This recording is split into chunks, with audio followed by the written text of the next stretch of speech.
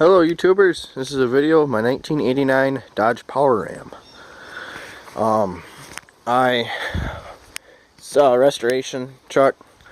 I was messing around one day and I broke my ball joint and my axle.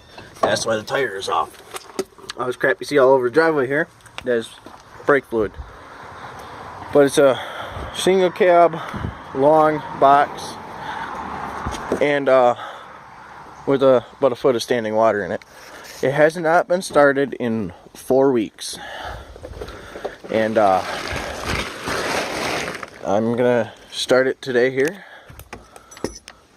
Damn it! Need to put my key in here.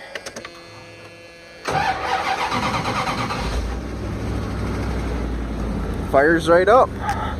I got a hood ornament here. It just fell off. I got a tachometer laying in the floor over there. Nice and quiet for now. I originally had a straight pipe for quite a while, but then I went out and bought a nice chrome tip here. Comes out past the bed, and then I also have a glass pack on it. But yeah, it's a nice truck. Like I said before, 1989 Dodge Power Ram.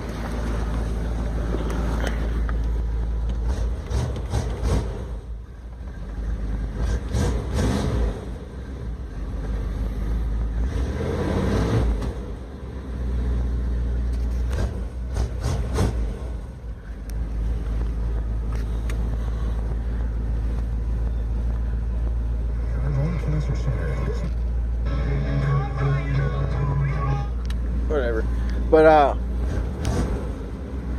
it's got 318 in it, and the reason I have a tarp on it is because my windows don't roll up anymore, which is they just don't work. It has electric windows and locks, and they don't work anymore, which is a big bummer.